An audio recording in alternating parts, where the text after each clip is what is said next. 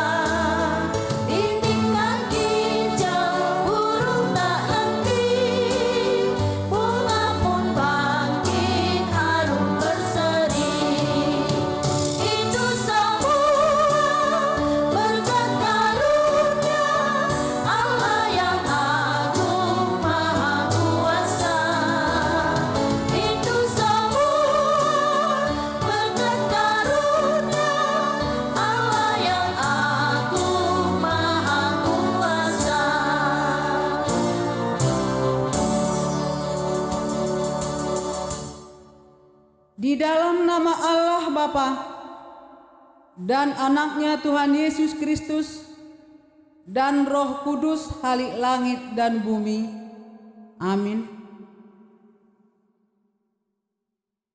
Siapakah yang boleh naik ke atas gunung Tuhan? Siapakah yang boleh berdiri di tempatnya yang kudus? Orang yang bersih tangannya dan murni hatinya. Haleluya.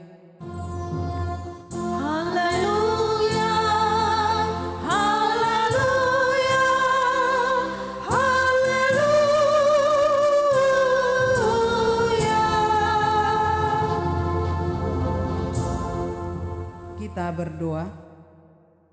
Ya Tuhan Allah yang Maha Kuasa, Bapa kami yang kekal, kasih-Mu telah memelihara kami hingga saat ini, dan karena kasih-Mu juga Engkau telah memberitakan Injil, kabar baik yang memerangi hidup kami.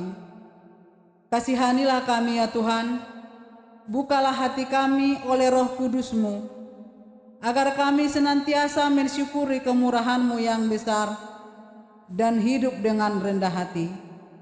Biarlah firman-Mu tinggal di dalam hati kami, agar kami diperbaharui dan senantiasa hidup di dalam damai sejahtera, di dalam anak-Mu Yesus Kristus Tuhan kami. Amin. Kita bernyanyi dari PKJ nomor 108 ayat 1.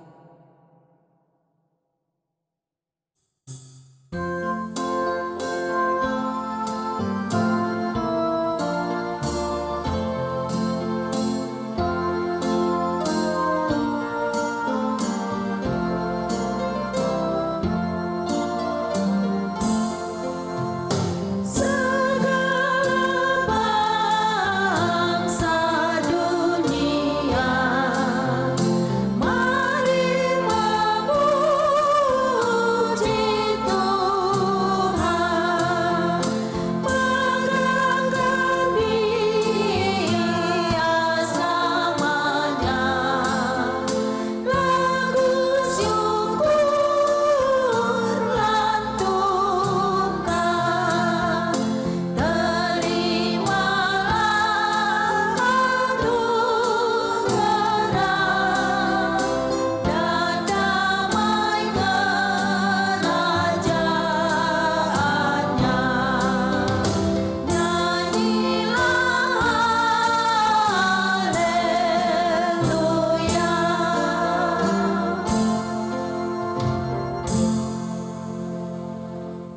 firman Tuhan sebagai pendahuluan khotbah dalam ibadah online pada hari ini tertulis dalam kitab Daniel pasal 6 ayat 1 sampai dengan ayat 15. Demikian firman Tuhan. Darius orang Media menerima pemerintahan ketika ia berumur 62 tahun. Lalu berkenanlah dan Darius mengangkat 120 wakil-wakil raja atas kerajaannya. Mereka akan ditempatkan di seluruh kerajaan. Membawahi mereka diangkat pula 3 pejabat tinggi, dan Daniel adalah salah satu dari ketiga orang itu. Ketika merekalah para wakil-wakil raja harus memberi pertanggungjawab supaya raja jangan dirugikan. Maka Daniel ini melebihi para pejabat tinggi dan para wakil raja itu, karena ia mempunyai roh yang luar biasa, dan raja bermaksud untuk menempatkannya atas seluruh kerajaannya. Kemudian para pejabat tinggi dan wakil raja itu mencari alasan dakwaan terhadap Daniel dalam hal pemerintahan, tetapi mereka tidak mendapat alasan apapun atau sesuatu kesalahan, sebab ia setia dan tidak ada didapati sesuatu kelalaian atau sesuatu kesalahan padanya. Maka berkatalah orang-orang itu, kita tidak akan mendapat suatu alasan dakwaan terhadap Daniel ini, kecuali dalam hal ibadahnya kepada Allahnya. Kemudian bergegas-gegaslah para pejabat tinggi dan wakil raja itu menghadap raja, serta berkata kepadanya, "Ya Raja Darius, kekallah hidup tuanku.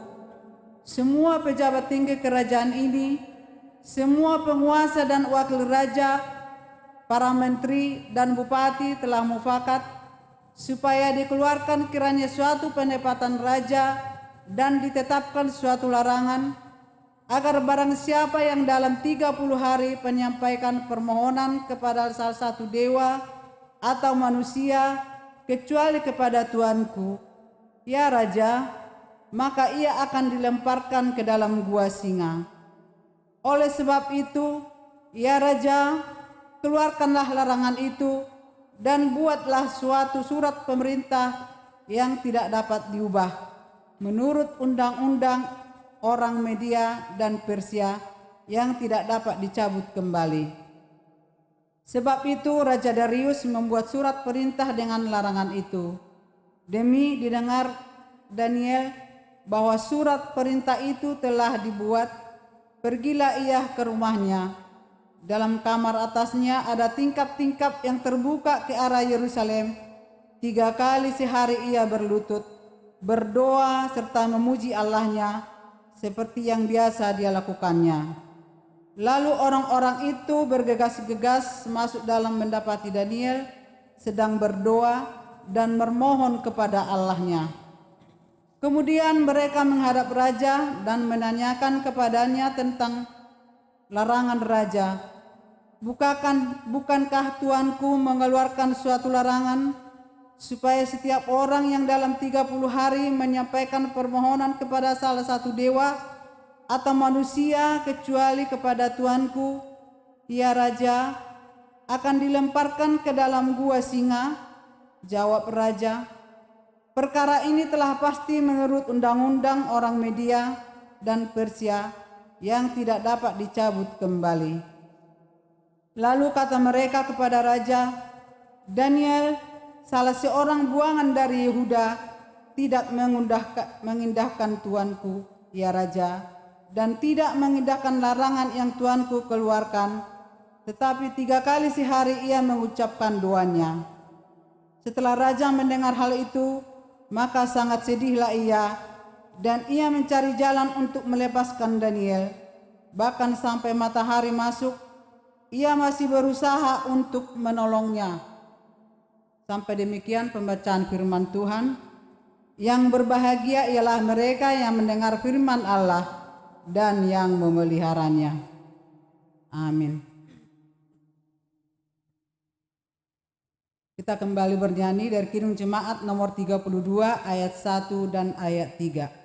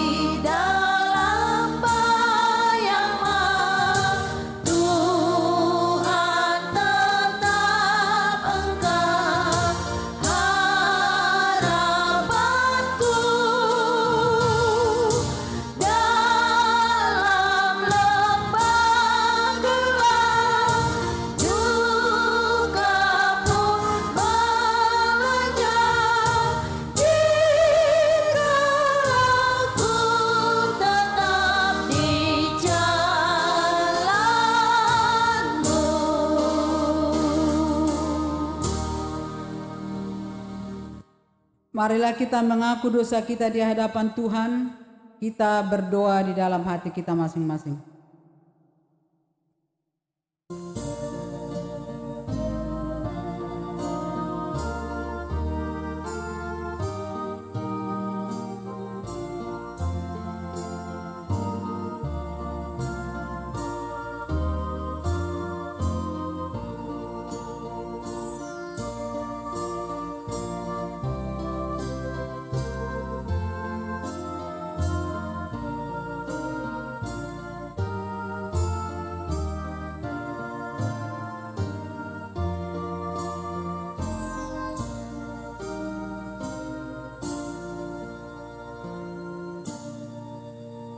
Tuhan Yesus Kristus, Anak Tunggal Allah yang Maha Tinggi, kami sujud menyembah di hadapan kaki-Mu yang suci, yang ditembus paku kenistaan, karena dosa dan kejahatan kami. Kiranya Engkau tidak menganggap jijik keadaan kami yang dilumuri noda kejahatan dan pengkhianatan. Engkau bersihkan dan sucikanlah kami di dalam darah kasih-Mu, supaya kami bertahan sampai akhir. Talukanlah hati kami ke dalam penyesalan dan pertobatan, supaya buah hidup kami menjadi persembahan yang harum di hadapan-Mu, supaya daya perbuatan kami menyatakan keadilan kasih setia-Mu yang tidak akan surut dari semua orang yang mengasihi dan melakukan perintah-Mu. Kuatkanlah hati dan iman kami, supaya jadi semakin kuat mendekatkan diri padamu, dan jangan biarkan kami jatuh ke dalam dosa kelemahan kami, tetapi tuntun dan peliharalah selalu, supaya kami tetap berjalan pada jalan-Mu yang benar dan suci itu. Amin. Janji Tuhan tentang pengampunan dosa. Kita mempunyai imam besar yang demikian, yang duduk di sebelah kanan tahta yang maha besar di surga. Karena itu, Ia sanggup juga menyelamatkan dengan sempurna semua orang yang oleh Dia datang kepada Allah, sebab Ia hidup senantiasa untuk menjadi pengantara mereka. Segala kemuliaan bagi Allah di tempat yang maha tinggi. Amin. Kita bernyanyi dari Kidung Jemaat 329 ayat 1 dan ayat 3.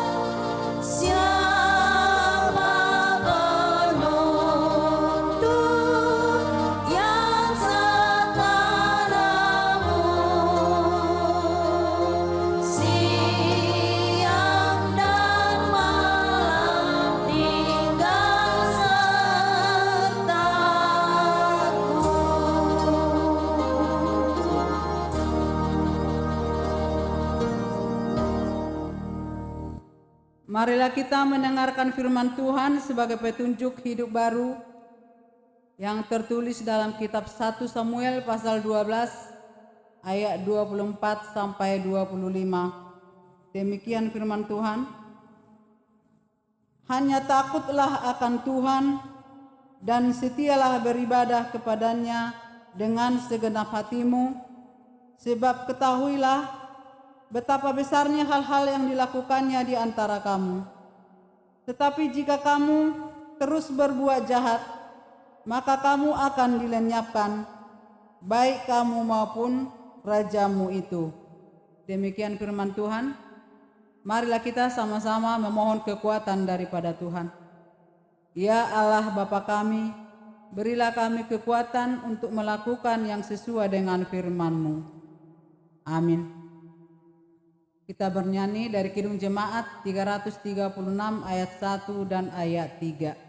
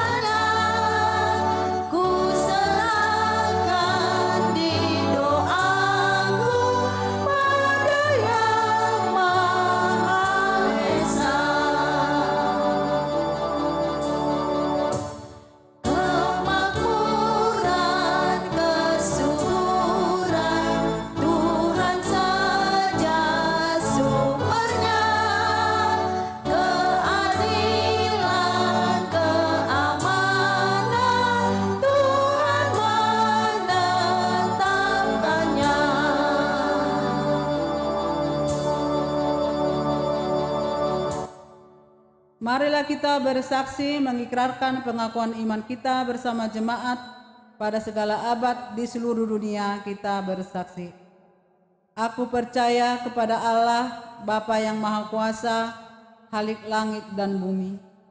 Aku percaya kepada Yesus Kristus, Anaknya yang tunggal Tuhan kita, yang dikandung daripada Roh Kudus, lahir dari anak darah Maria, yang menderita di bawah pemerintahan Pontius Pilatus, disalibkan, mati dan dikuburkan, turun ke dalam kerajaan maut, pada hari ketiga bangkit pula dari antara orang mati, naik ke surga, duduk di sebelah kanan Allah, Bapa yang Maha Kuasa, dan akan datang dari sana untuk menghakimi orang yang hidup dan yang mati. Aku percaya kepada Roh Kudus, gereja yang kudus dan persekutuan orang kudus, pengampunan dosa, kebangkitan daging, dan hidup yang kekal. Amin. Sejenak kita akan mendengarkan warta jemaat kita.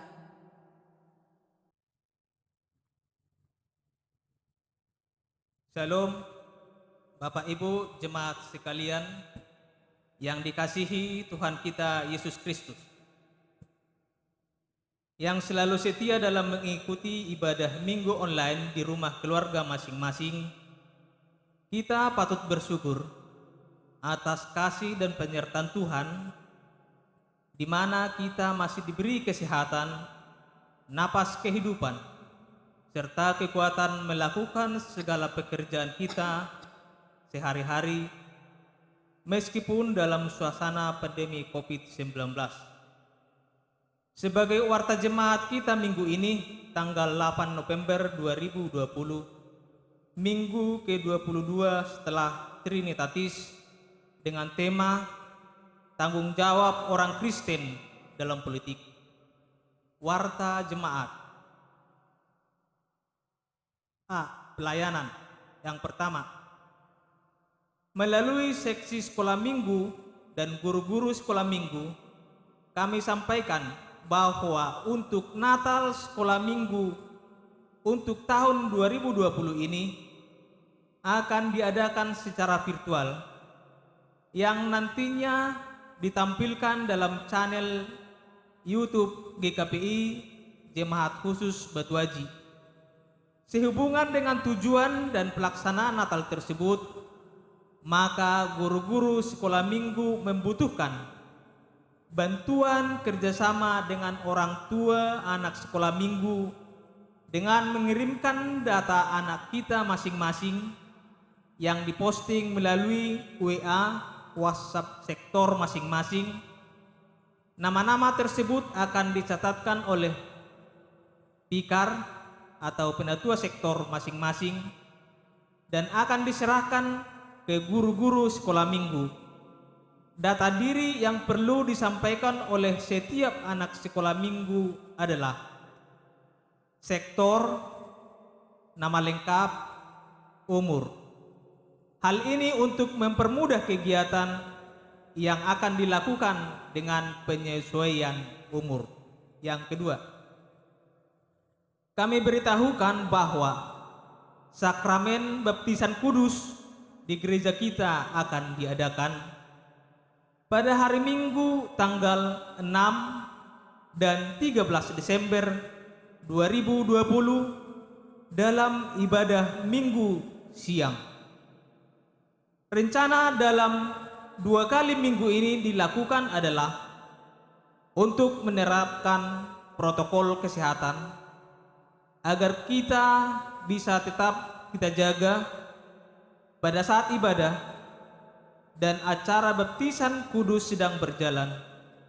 Maka bagi jemaat yang akan membawa anaknya untuk menerima baptisan dapat mendaftarkannya melalui penatua sektor atau KPHJ. Selanjutnya, bimbingan buat orang tua anak yang dibaptis akan diberitahukan dalam warta selanjutnya, di mana berdasarkan jumlah anak yang akan menerima baptisan tersebut, kita akan memastikan hari dan tanggal pertemuan bimbingan buat orang tua. Kami sangat mengharapkan agar lebih baik secepatnya mendaftarkan anak yang akan menerima baptisan kudus. Demikian untuk kita ketahui. Ulang tahun kelahiran dan pernikahan. Selamat ulang tahun buat warga jemaat yang berulang tahun kelahiran maupun pernikahan pada tanggal 2 sampai 8 November 2020. Tuhan senantiasa memberikan umur yang panjang, hikmat, kebahagiaan serta kesehatan. Tuhan Yesus memberkati. Warta selanjutnya warna sari. Mari kita tetap menjaga kesehatan di saat pandemi COVID-19 ini dengan tetap menerapkan protokol kesehatan, dengan menerapkan memakai masker, mencuci tangan dengan sabun di air yang mengalir, menjaga jarak dengan orang lain, melakukan dengan disiplin, kita akan terhindar dari paparan virus COVID-19 yang masih mewabah hingga saat ini. Tuhan senantiasa menyertai kita. Jadwal ibadah minggu kita adakan secara bergilir di situasi pandemi COVID-19 ini, yakni jadwal ibadah minggu umum, hari dan tanggal. Yang pertama, Minggu 8 November 2020 pagi jam 7.30 WIB sektor D dan F, siang jam 10 WIB sektor A dan C, malam jam 19 WIB sektor B dan E. Yang kedua, Minggu 15 November 2020 pagi jam 7.30 WIB sektor B dan E, siang jam 10 WIB sektor D dan F, malam jam 19 WIB sektor A dan C. Jadwal evangelisasi sektor dan petugas yang melayani ibadah di gereja gabungan sektor memakai bahasa Indonesia. Pelayan evangelisasi sektor hari dan tanggal Selasa 10 November 2020 jam 20 WIB malam sektor B, D, dan F. Pelayan ibadah terlampir di warta jemaat. Yang kedua, Hari dan tanggal Rabu 11 November 2020 jam 20 WIB malam, sektor A, C, dan E, pelayan ibadah terlampir di Warta Jemaat. Demikianlah warta kita minggu ini. Tuhan menyertai dan memberkati kita sekalian. Terima kasih. Shalom. Untuk menyambut firman Tuhan, kita bernyanyi dari PKJ nomor 105, 1 dan ayat 2.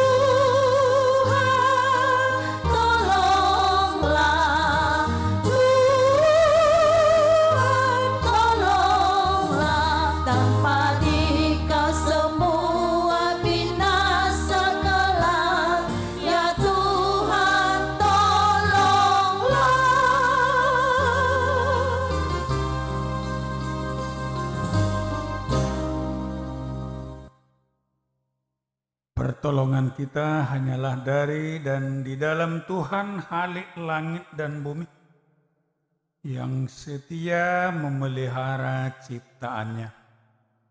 Amin. Firman Tuhan yang menjadi renungan atau khotbah dalam kebaktian minggu kita terangkat dari 1 Timotius pasal 2 ayat 1 sampai ayat yang ke-7. 1 Timotius pasal 2 ayat 1 sampai ayat 7. Demikian firman Tuhan, kami baca untuk kita semuanya dengan perikop mengenai 2 jemaat. Pertama-tama aku menasihatkan, naikkanlah permohonan, doa syafaat dan ucapan syukur untuk semua orang, untuk raja-raja dan untuk semua pembesar, agar kita dapat hidup tenang dan tentram dalam segala kesalehan dan kehormatan. Itulah yang baik dan yang berkenan kepada Allah, Juru Selamat kita, yang menghendaki supaya semua orang diselamatkan dan memperoleh pengetahuan akan kebenaran.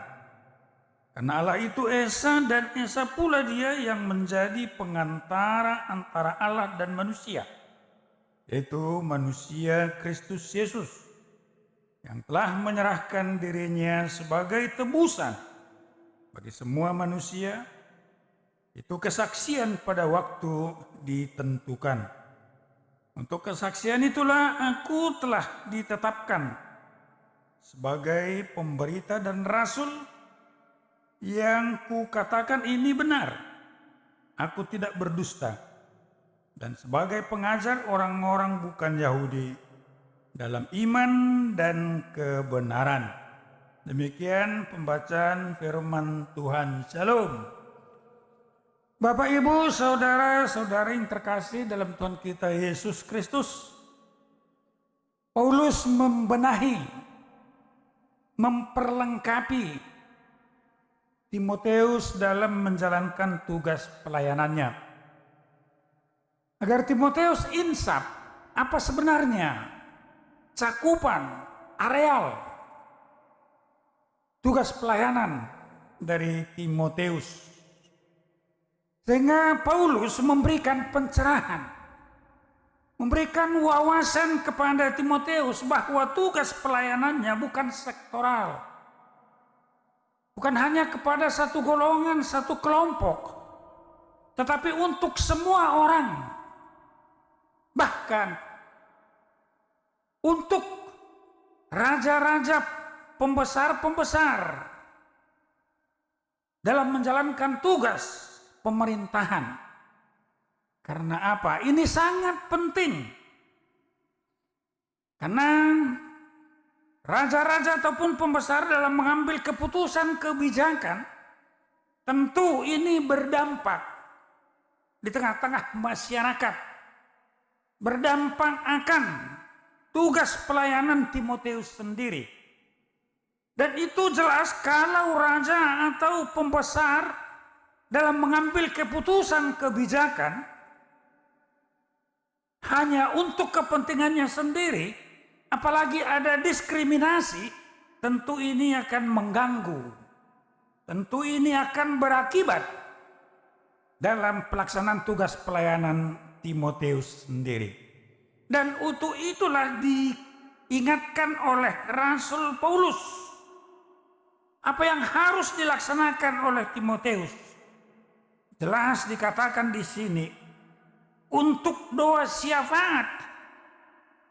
Tentunya ini dibawakan kepada Tuhan agar Tuhan memberikan hikmat kebijaksanaan, menuntun, membimbing setiap orang yang membuat keputusan kebijakan dalam menjalankan pemerintahannya seturut dengan kehendak Tuhan, seturut dengan undang-undang atau hukum yang berlaku di tengah-tengah masyarakat.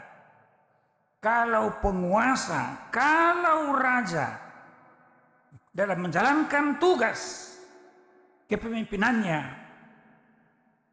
tengah-tengah masyarakat dengan adil, dengan merata, tentunya ini akan menciptakan keamanan, kesejahteraan di tengah-tengah masyarakat.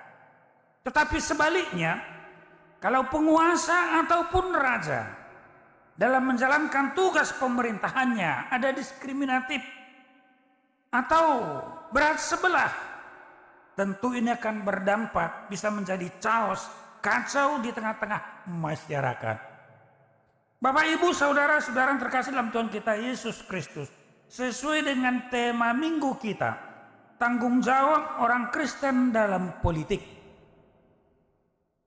Sering kita mendengar kata politik ini selalu alergi atau negative thinking. kita memahami bahwa politik itu adalah hal-hal yang jahat, hal yang buruk, karena sering diplesetkan politik berarti peorotik. Sebenarnya kita harus jelas memahami apa itu politik itu. Politik itu berarti polis adalah kota, adalah negara.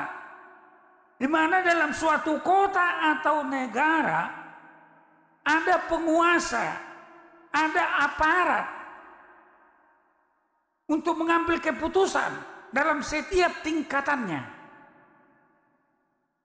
Kalau pemerintah atau penguasa dalam mengambil keputusannya, dalam menjalankan kepemimpinannya, ada suatu prinsip untuk keadilan, tentu pasti masyarakat akan merasakan nyaman, merasa sukacita. Maka dengan demikian, kalau dikatakan tanggung jawab orang Kristen dalam politik, maka kita harus memahami secara luas bahwa di tengah-tengah negara ataupun kota ada aparat yang mengambil kebijakan keputusan, dan termasuk di tengah-tengah negara dan kota tersebut adalah orang Kristen. Bagaimana tugas dan tanggung jawab kita bukan praktis yang langsung, bukan mengambil keputusan secara langsung, tetapi apa sumbangsih kita di tengah-tengah negara, di tengah-tengah kota di mana kita berada. Rasul Paulus mengingatkan untuk kita mendoakan, untuk kita berdoa syafaat, sehingga setiap pengambil keputusan dalam tingkatannya, mulai dari tingkat atas sampai tingkat ke bawah, ada integritas. Seiring sejalan, tidak bertentangan dalam setiap tingkatan-tingkatan, tetapi ada integritas mulai dari atas sampai ke bawah, dan ini akan dirasakan oleh masyarakat di mana pemimpinnya atau pengambil keputusan dalam menjalankan kepemimpinannya dengan baik dan benar. Inilah tugas tanggung jawab kita. Kalau negara aman, tentu semuanya akan baik-baik saja. Kalau pemerintah dalam menjalankan tugas pemerintahannya adil, maka rakyat akan nyaman, rakyat akan sukacita. Kalau negara aman, kalau masyarakat nyaman, tentu segala sesuatu akan berjalan dengan baik. Usaha bisa berjalan dengan baik, ekonomi bisa berjalan dengan baik, ataupun lain sebagainya. Tetapi sebaliknya, kalau negara chaos, kacau, maka kenyamanan tentunya akan jauh, tidak akan bisa kita rasakan. Dan dengan sendirinya, ekonomi pun akan morat-marit, ataupun lain sebagainya akan terganggu. Maka sebagai orang Kristen, bukan hanya mendoakan sesamanya atau satu iman, tetapi semua orang yang ada di dunia ini, semua orang di mana kita berada, bukan hanya melihat sektenya ataupun alirannya, karena mereka juga adalah bagian dari kita. Dan itulah tugas orang Kristen yang dituntut ataupun yang diinginkan oleh Tuhan. Karena apa? Karena Tuhan menginginkan agar dunia ini, manusia semuanya diselamatkan. Inilah pedoman kita, inilah panduan kita. Kalau Tuhan menginginkan agar semua manusia dunia ini diselamatkan, maka adalah dosa besar kalau kita hanya berperilaku mendoakan sekte kita, aliran kita. Itu berarti ada diskriminasi ataupun sektoralnya. Untuk itu Bapak Ibu Saudara-saudara terkasih dalam Tuhan kita Yesus Kristus, melalui firman ini kita disegarkan wawasan pemahaman kita semakin luas tentunya. Bahwa sebagai orang Kristen yang berada di tengah-tengah dunia ini, kita punya tanggung jawab untuk membawa doa syafaat kita, untuk kita bersyukur. Siapapun pemimpin kita, siapapun pengambil keputusan di tengah-tengah negara ataupun masyarakat, harus kita doakan, harus kita syukuri untuk kita mendukung sehingga mereka dalam menjalankan kepemimpinannya ataupun dalam mengambil keputusannya seturut dengan kehendak Tuhan. Dan ini akan bisa kita rasakan untuk membawa damai dan sejahtera. Dan menjadi pedoman bagi kita adalah Yesus Kristus sendiri. Dia bukan hanya sebatas mendoakan, tetapi dia datang ke tengah-tengah dunia ini, bahkan mengorbankan dirinya, mencurahkan darahnya untuk tebusan orang-orang yang percaya kepadanya. Itu Bapak, Ibu, Saudara-saudara terkasih dalam Tuhan kita Yesus Kristus. Marilah kita mendoakan negara kita ini. Marilah kita mendoakan aparat pemerintah kita ini. Sehingga negara kita ini benar-benar nyaman di mana kita ada. Sehingga kita sungguh merasakan sukacita dan damai sejahtera oleh karena kasih Allah dalam kehidupan kita. Amin. Kita berdoa. Kembali kami datang ke hadirat-Mu ya Bapa untuk menghantar pujian syukur dan terima kasih kami. Karena kasih setia-Mu yang tidak pernah henti-hentinya Engkau limpahkan dalam kehidupan kami. Terima kasih ya Bapa, berkati anggota jemaat-Mu yang setia mengikuti ibadah online ini di rumah mereka. Ataupun di mana mereka bisa mengaksesnya.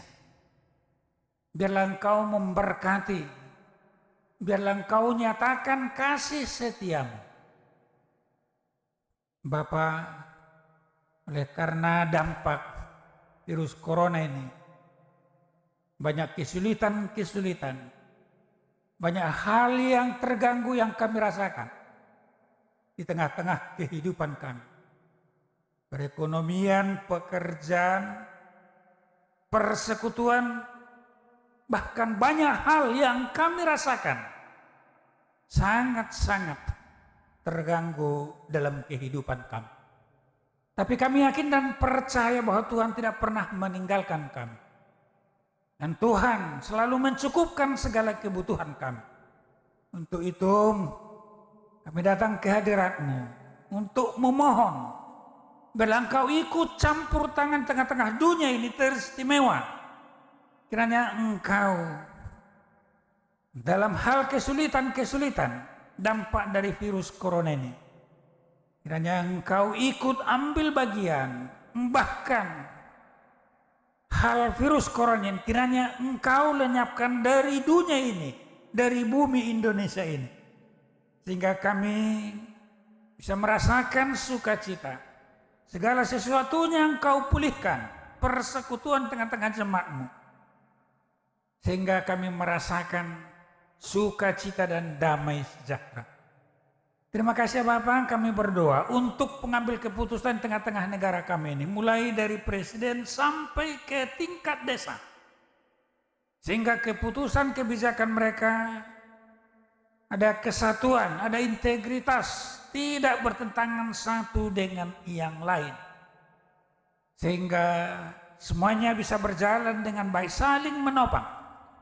Sehingga kami rakyat dan bangsa Indonesia ini sungguh merasakan kehadiran Tuhan. Berkat Tuhan, negara kami aman, nyaman. Dan itulah sebagai wujud nyata kasih-Mu. Kau ikut campur tangan menyelamatkan negara kami ini. Terima kasih Bapak, kalau ada anggota jemaat-Mu yang sakit, kiranya Engkau memberikan kesembuhan, kesehatan. Kalau ada yang berduka cita, kiranya Engkau memberikan penghiburan yang sejati. Mencari pekerjaan, berikan pekerjaan yang layak. Yang sudah bekerja, kiranya Engkau lipat gandakan berkat-Mu dalam pekerjaan mereka. Terima kasih Bapak. Yang berulang tahun, baik itu kelahiran, baik itu pernikahan, kiranya Engkau memberkati mereka, mengingatkan mereka bahwa pertambahan usia adalah merupakan berkat-Mu, sehingga mereka dapat menikmati berkat-berkat Tuhan masa-masa yang akan datang. Masih banyak kami doakan, tetapi kami yakin dan percaya bahwa Tuhan akan menyempurnakan doa permohonan kami ini. Karena kami hanya mengalaskan dalam nama Yesus Kristus, Tuhan dan Juru Selamat kami yang hidup. Amin. Kita angkat pujian dari Kidung Jemaat 339 ayat 3.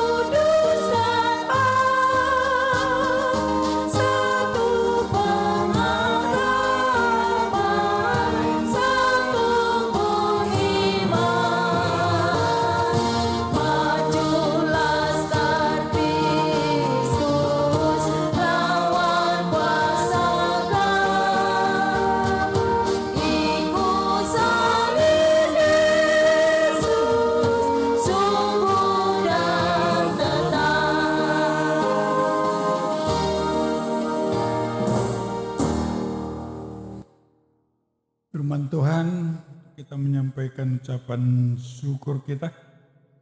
1 Tawarik 29 ayat 14. Sebab siapakah aku ini dan siapakah bangsaku, sehingga kami mampu memberikan persembahan sukarela seperti ini. Sebab daripadamulah segala-galanya dan dari tanganmu sendirilah persembahan yang kami berikan kepadamu. Amin, kita sampaikan ucapan syukur kita.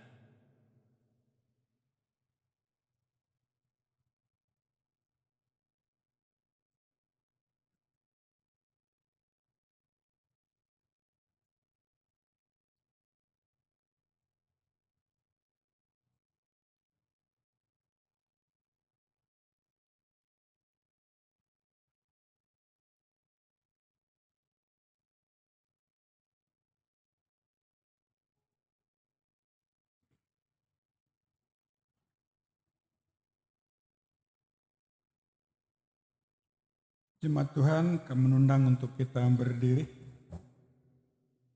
Marilah kita berdoa untuk menyampaikan ucapan syukur kita ini. Kalau Bapa kami yang di surga, kami mengaku dengan setulus hati, Kaulah sumber segala berkat dan karunia. Ini kami berikan persembahan syukur kami kepadamu. Terimalah persembahan umat-Mu dan berkatilah menjadi alat kesaksian, persekutuan dan pelayanan jemaat-Mu ini. Berikanlah hidup kami persembahan yang berkenan kepadamu, dan pakailah hidup kami untuk turut menghadirkan tanda-tanda kerajaan-Mu di seluruh dunia ini. Kasih, keadilan, damai sejahtera dan sukacita. Bukalah hati kami oleh Roh Kudus-Mu, agar kami senantiasa mengucapkan syukur kepadamu di dalam nama Yesus Kristus, Tuhan kami. Amin.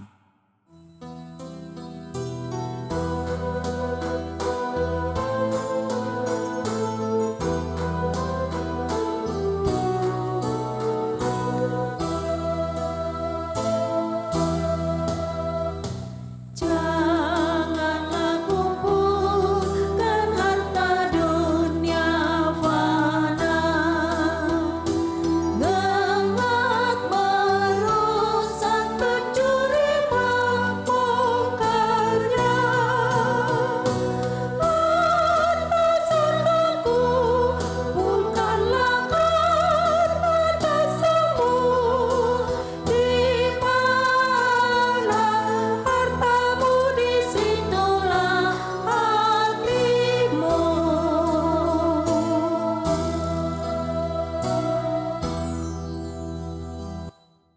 Bapa kami yang di surga, dikuduskanlah namamu.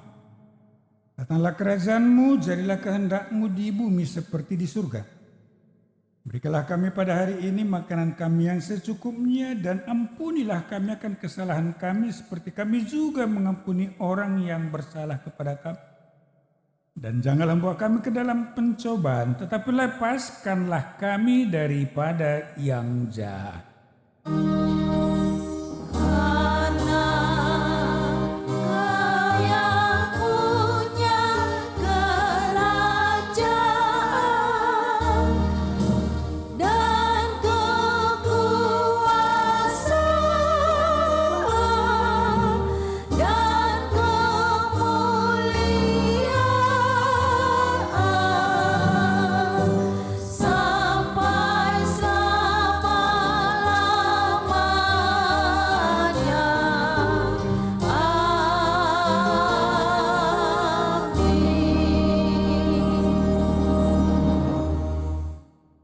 Jemaat yang dikasihi Tuhan, terimalah berkat Tuhan.